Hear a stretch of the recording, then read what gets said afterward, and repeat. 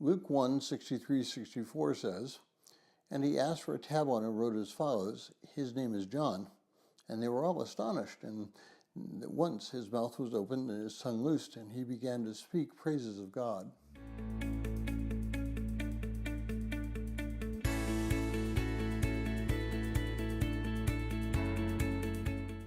If you are joining us in reading through this 30-day reading plan, today's reading is Luke 1:57-66, and I encourage you to read that passage.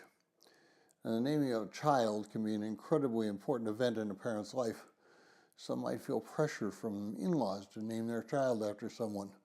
The husband and wife may also have particular feelings towards a certain name.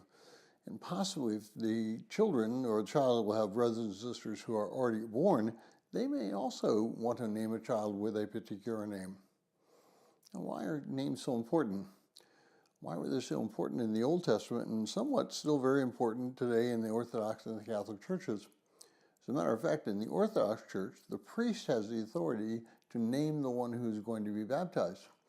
Generally, that name will be what the parents have decided on, but I've known instances where the priest refused a name and gave another. In both the Old and New Testaments, some names carried with them an important characteristic of the child. For example, the name Joshua means the Lord saves. Ichabod, a name used only once in the Old Testament, means where there's the glory or the glory has gone.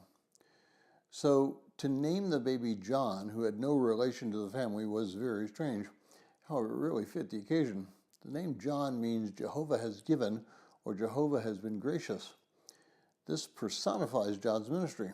Not only was he given to Zacharias and Elizabeth when it was impossible for them to have a child, he was given to the nation of Israel to call them out from what they were doing and into a life of repentance and faith. Now, as we daily move closer to Christmas, our focus should be more and more on what God has given to each of us. And then in repentance and thankfulness, we should glorify Him